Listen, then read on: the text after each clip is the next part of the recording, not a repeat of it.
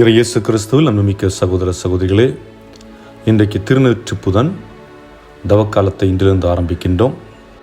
இன்றைக்கான சிந்தனை: இயேசு கிறிஸ்துவில் எனக்கு பிரியமான சகோதர சகோதரிகளே, இன்று நாம் தவக்காலத்தை தொடங்குகின்றோம். தவக்காலத்தின் தொடக்கமாக சாம்பல் நமது நெற்றியில் பூசப்படுகிறது.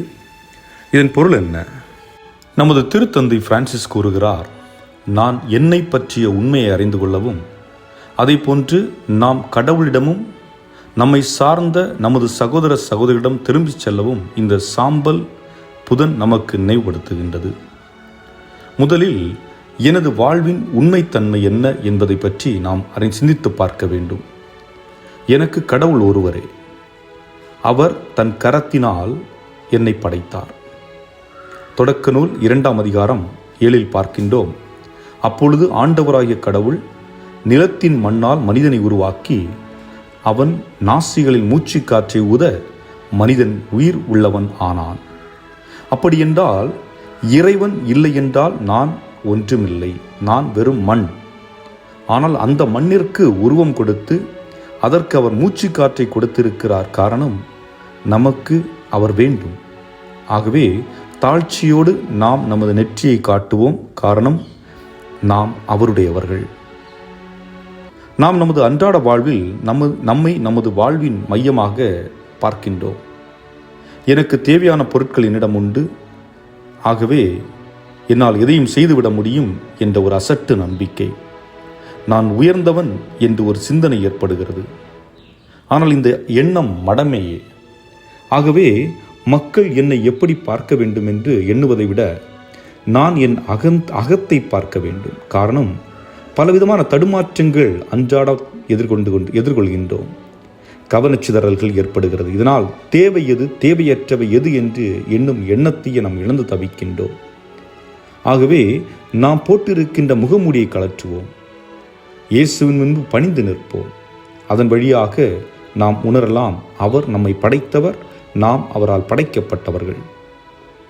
இரண்டாவது, இயேசுவிடமும் நமது சகோதர சகோதரிகளிடம் நாம் திரும்ப வேண்டும்.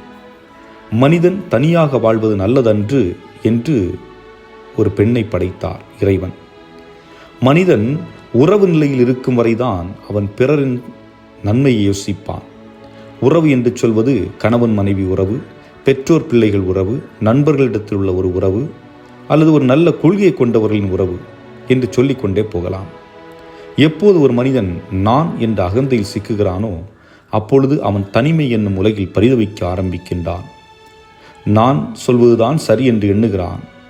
இந்த உலகமே தன் கட்டுப்பாட்டில் இருப்பதாக நினைக்கிறான்.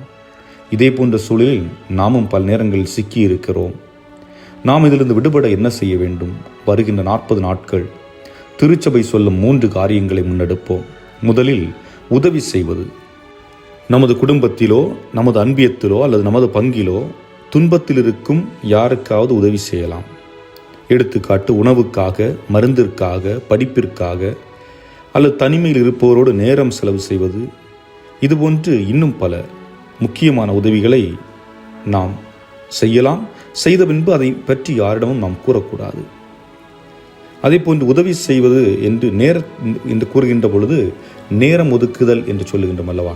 நேரம் ஒதுக்குதல், இது குடும்பத்திற்குள்ளே இன்று அவசியமாக தேவைப்படுகின்றது. கணவன் மனைவிக்கு ஒதுக்க வேண்டிய நேரம், மனைவி கணவனுக்கு ஒதுக்க வேண்டிய நேரம், பெற்றோர்கள் பிள்ளைகளுக்கு ஒதுக்க வேண்டிய நேரம்.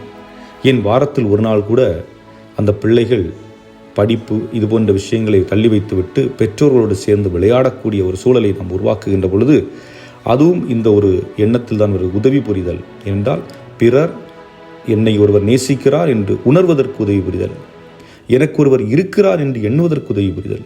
இதுபோன்ற பல கட்டங்களை நாம் நினைத்து பார்க்கலாம்.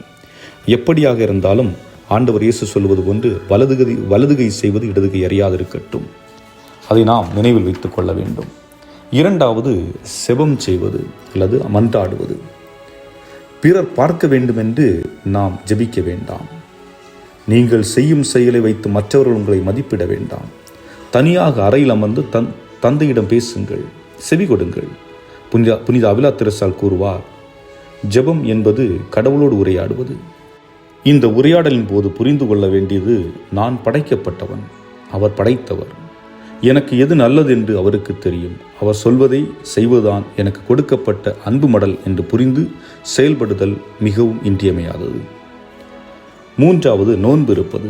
பழைய ஏற்பாட்டில் நோன்பு என்பது பாவத்திலிருந்து விடுபடுவதற்காக இறைவன் இரக்கத்தை வேண்டி செய்யப்படுகின்ற ஒன்று. இங்கே நோன்பு என்பது உணவிலும் இருக்கலாம். அதே போன்று என்னுடைய பலவீனத்திலிருந்து நான் நோன்பு இருப்பதையும் நோன்பு என்று கூட கூறலாம். எடுத்துக்காட்டு, நான் எப்போதும் அலைபேசியும் கையுமாக இருக்கிறேன் என்றால் அதிலிருந்து நோன்பு இருத்தல். தினமும் தேவைப்பட்ட நேரத்தில் மட்டும் எடுத்து பயன்படுத்துவது. அதேபோன்று என்னிடம் தவறான பழக்க வழக்கங்கள் இருந்தால் அந்த பழக்க வழக்கத்திலிருந்து விடுபட நோன்பு இருப்பது. எதுவாக இருந்தாலும் பிறரிடம் சொல்ல வேண்டிய அவசியமில்லை, அதற்கான தேவையும் இல்லை. உங்கள் விண்ணக தந்தை அறிந்தால் போதும். இறுதியாக, நமது வாழ்வு இருளிலிருந்து ஒளிக்கு கொண்டு வர திருச்சபை 40 நாட்கள் கொடுத்திருக்கிறது. இந்த 40 நாட்களில் ஏதாவது ஒன்றிலிருந்து விடுதலை பெற முற்படுவோம். முடிந்தவரை உதவி புரிவோம், கடவுளோடு நேரம் செலுத்துவோம், நம்முடைய குடும்பத்தினரோடு நண்பர்களோடு நேரத்தை செலவிடுவோம் நல்ல காரியத்திற்காக. குறிப்பாக நாம் மண்ணிலிருந்து எடுக்கப்பட்டவர்கள் என்பதை எப்பொழுதும் மறக்க வேண்டாம். இறைவன் உங்களை நிறைவாக ஆசீர்வதிப்பாராக. ஆமென்.